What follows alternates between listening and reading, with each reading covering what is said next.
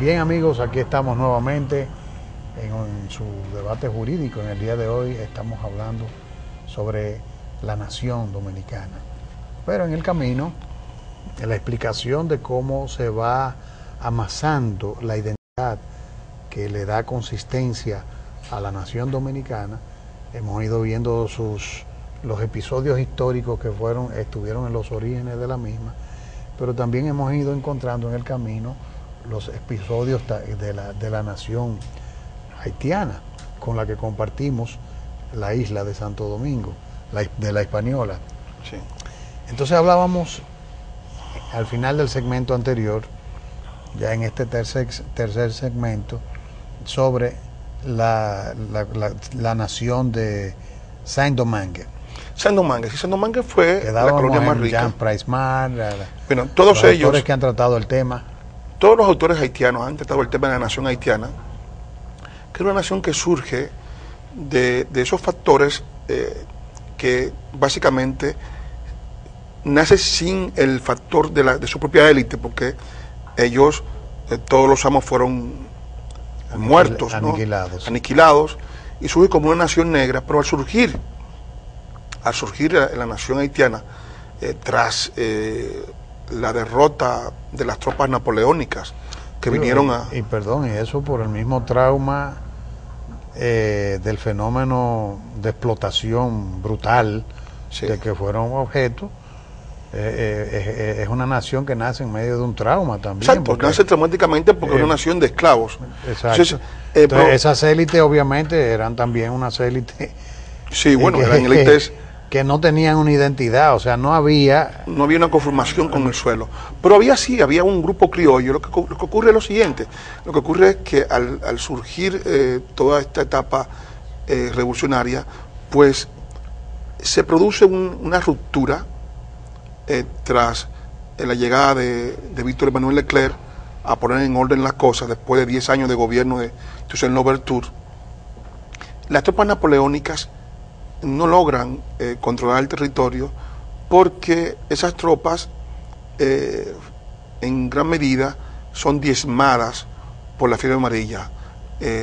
Leclerc trajo unos 35.000 hombres, unos 28.000 murieron de fiebre amarilla, incluyendo el propio Leclerc, y con la ayuda de los ingleses, los esclavos al mando de Jean-Jacques Dessalines logran tomar el control, y se produce la rendición a un grupo de sus oficiales ante los ingleses de los franceses. Es decir, estos se rinden ante los ingleses que habían apoyado a los esclavos de Saint-Domingue porque estaban en guerra con Francia. Hicieron un bloqueo naval, no hubo refuerzos de Guadalupe y Martinica.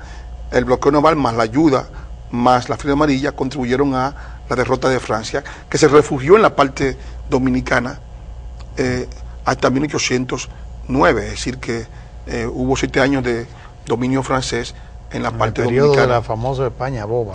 No, el periodo de la era de Francia. La España boba comienza después. No, pero en un momento en que España se sentía totalmente, estaba desvinculada sí, pero la España boba comienza después de la Reconquista. Sí, desde 1813. Sí, pero después de la Reconquista. Entiendo, pero ya España boba, el concepto de una España desentendida. Una España estadiza que no está, digamos, al tanto de lo que pasa. Porque está en las guerras de independencia con América del Sur, que son grandes territorios, sí, grandes porciones de lo riqueza. Que en la isla no le importó. La isla de Santo Domingo es una isla pequeña en relación a aquellos grandes territorios como Venezuela, Colombia, Perú, es decir, toda Sudamérica que estaba encendida como un polvorín. Entonces ahí es donde se produce, con posterioridad a esa ocupación francesa, sí, es cuando se produce otro episodio muy interesante en el proceso de construcción de la identidad nacional. Exactamente, sí, ahí se produce la Reconquista. La Reconquista, que la hace Sánchez Ramírez, que es la primera independencia de los dominicanos, que es de Francia. O sea, España estaba siendo ocupada por los franceses y los dominicanos, con ayuda de los ingleses y de los caribeños, es decir, de los cubanos y de los puertorriqueños, logran en palo hincado vencer a los franceses y recuperar la libertad. Pero como temen que Haití, que se ha fundado como una nación, que en su carta magna decía, lo decía Barón Toner, que para plantear la independencia de el imperio de Haití era necesario la piel de un blanco como pergamino, la sangre de un blanco como tinta y como pluma una bayoneta. Ese credo racial que implicaba la no posibilidad de convivencia que planteaban los haitianos, ¿verdad? Pues hacía prácticamente temer a toda la oligarquía dominicana, a todos los grupos dominicanos, de que esta gente iba a devastar el país. Y entonces Sánchez Ramírez no proclama la independencia por temor a que Sandomangue, que se ha dividido en dos, porque Haití se dividió en dos estados. En 1806 Haití se dividió en una monarquía al norte, comandada por Henri Christophe, y en una república vitalicia al sur, comandada por Alexandre Sabé, alias Petion. Pues bien, esa división se produjo porque los propios haitianos, cansados de las cesaciones del padre de su patria, que era Dessalines, y de sus abusos, decidieron matarlo y decapitarlo en la sesión de Pont Rouge, que se hizo una vez muerto Dessalines. Pues entonces el país se dividió en dos y duró 13 años dividido en dos estados distintos. Entonces, ambos estados pretendían la parte oriental. En la parte norte un imperio y en la parte sur una república vitalicia. Pues bien, esa unificación de Haití se produce tras la muerte de Henri Christophe, que muere en 1820, se suicida con una bala de oro después de un ataque de hidropesía al salir de la Catedral del Cabo. Y entonces la unificación la produce Jean-Pierre Boyer. Inmediatamente Boyer produce esa unificación. Núñez de Cáceres, que es un hombre, un gran visionario, plantea la independencia de la parte española de la isla y la anexión a la Gran Colombia para tratar de que la Gran Colombia sirva de muro de contención, de valladar a las ambiciones haitianas que estaban ya en su carta magna de que esta parte era propiedad de ellos y que la isla era una indivisible. Entonces, eso desde luego no se produjo, y se produjo entonces la ocupación haitiana, por 22 años hasta 1844, y posteriormente el proceso de independencia otro dominicana. Gran episodio, o sea, se fue, como vamos hablando de ese proceso de construcción del ser nacional, estamos hablando, cruzamos de la reconquista de Sánchez Ramírez a la independencia efímera de Núñez de Cáceres en 1821, y ya en ese momento había un deslinde de lo que era la identidad nuestra, de la identidad haitiana. Claro. Y entonces ya estamos viendo como la presencia de esa nación en la parte occidental de la isla ya va también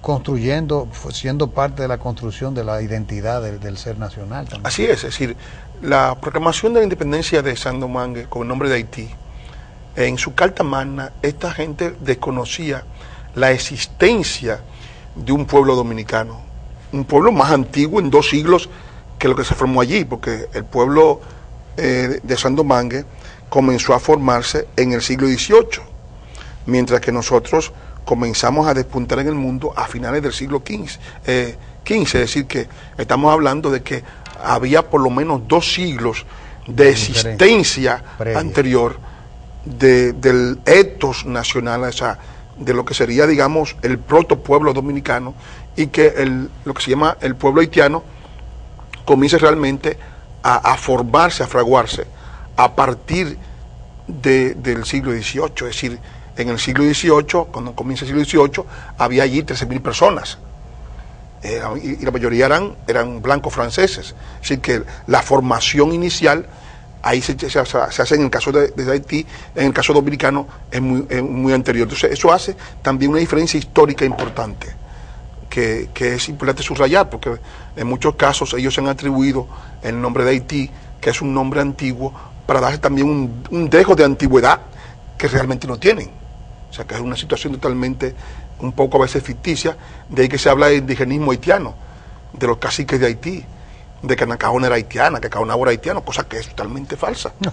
No podía serlo. El que hable de eso pero así habla la historia de Haití. Expresa su ignorancia. Pero la historia que se imparte... hablando de una cosa, la historia precolombina, Que no le corresponde. Que no podemos hablar Sí. que en la etapa precolombina había una identidad, ese concepto de nación, que hoy en día nosotros podemos ir viendo cómo en el proceso de la historia lo fue de manera muy dilatada, construyendo, creando esa identidad.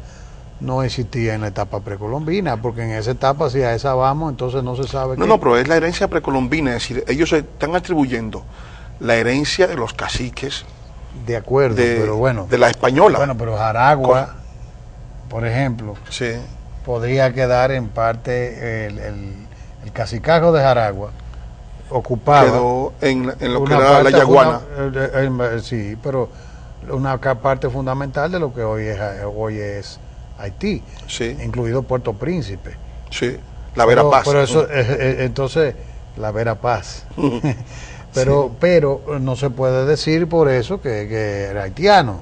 Bueno, ya pero, es que hay que deslindar entre la etapa precolombina la etapa ya postcolombina. Sí, ellos realmente son causavientes de los filibusteros y bucaneros, no herederos de la historia española y colombina, porque la historia española y colombina le corresponde a los dominicanos. Claro, porque pero bueno, son dos cosas diferentes. Eso es parte de ellos vienen de Isla Tortuga, sí, y ahí es donde comienza y de Francia. Ese proceso es el que comienza a configurar sí. la nación haitiana. Así es. O sea, pero que yo lo que digo es, no te creas tú porque eso no es solo de intelectuales haitianos.